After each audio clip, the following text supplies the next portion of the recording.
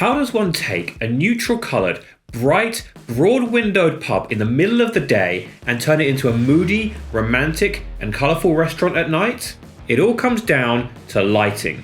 And this is Minute Tip Monday. How's it going, everyone? I hope you're staying great and staying creative in quarantine. And welcome back to Leon Unity, the creative filmmaking and storytelling community by Leon Films. I'm Petros, and I'm an award-winning writer, director, and general filmmaker, both behind and sometimes in front of the camera too. And this is Minute Tip Monday, where, as always, I give you some real-world filmmaking tips from our adventures on set. So for the next few weeks, we're going to be giving you tips from the shoot of our short film written by Andrew Hollingworth called Bump. Now, just as a disclaimer, this was shot back in February, right before we all went into self-isolation. So don't worry, we were safe when we made this. Stay home, stay safe, save lives. Day to night is a technique as old as filmmaking itself. It's the technique whereby you shoot during the day and adjust certain things either in camera or in post to make it look like nighttime. This has the advantage, first of all, of not shooting until 6 AM, and secondly, not being in the dark in the first place. When we were filming on Bump, we had to turn a pub called The Cock Inn, yes really, feel free to giggle, in the middle of the day into a romantic restaurant. The pub was very neutral toned and wasn't exactly designed for that romantic setting we wanted. We had to make this look like it was a romantic evening dinner date. So, here's what we did. First off, if you want to do any kind of lighting setup, one thing you need to do is know where your natural light is coming from. In this case, we had natural daylight spilling in from the window, which we cut off. You can usually do this using a blackout curtain or duvetine, or a special material called black wrap or cinefoil. But of course the total budget of this film was virtually non-existent, so instead we used tin foil, which does the job in a pinch, cutting off light entirely. You can easily stick it to a window with a short spray of water. We did this several dozen times until 2 of the 3 windows were covered entirely. Next was covering the top-down lights with the same.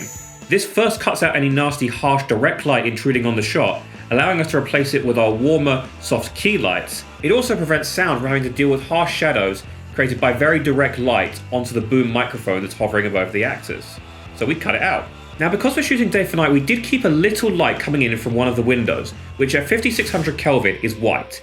But when the camera's white balance is set at 3200 Kelvin or lower to match the color of light of our tungsten key lights, this light turns blue. See, all light has a color temperature, from orange to blue.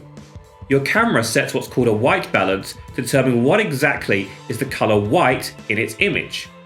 Our eyes correct for this automatically, but cameras have to process color based on input. So you have to tell it what color temperature the lights are. The lower color temperature in Kelvin, the more naturally orange a light is. The higher its Kelvin, like natural daylight, the more it shifts towards blue. You can look around at home for cool white lights, usually LEDs and older warmer lights, and you begin to notice the difference yourself. We set our camera's white balance to match our lights, which were warm tungsten lights, meaning they had a color temperature of 3200 Kelvin. Naturally, an orange light, but when the camera's white balance is set to 3200, matching the light, it registers as white. This means the daylight, which is a higher temperature of light at 5600 Kelvin, comes through the camera as a blue light, which is used to give the perception of moonlight spilling through a window. This gives the idea that it's evening or possibly even nighttime. We did have a little bit of trouble when the sun went down though, so what we did was, instead of using the natural light from the window, we stuck another light in there and used a CTO Gel, color temperature blue, in order to make the light turn blue. We also did the same thing in Sisters of House Black for one of the scenes. Next, we set up our key light on the actors. We used a softbox to get a nice soft light on the actors and made sure the lights were tungsten. By being tungsten, they're a low Kelvin, so they appear normal and white, while the daylight, what little of it we let in, will be blue on the camera. Next, we had a running theme of the color red, which works great for romantic settings, so this worked to our advantage. So we put a red gel on an LED panel and splashed it across the back wall, giving a bland grey background a nice romantic mood to the scene. This background light also helps separate the actors as our subjects from the background itself, creating color contrast, just like I'm doing right now here with the blue and my red shirt. Lastly, we also had 2 practical lights turned on in the background to give the idea that it is the evening and the lights need to be turned on. This also had the added benefit of being a backlight, very slightly, to separate our actors from the background. So let's quickly break that down. We set our camera's white balance to 3200 Kelvin, matching our softbox tungsten key lights on the subjects. We used a low Kelvin white balance in camera to make the daylight and its high Kelvin blue in the camera and make it look like moonlight. We cut off most of the daylight so it wasn't too bright using tin foil and sprayed water to stick it to the windows. We cut off the overhead lights that wouldn't turn off with black wrap.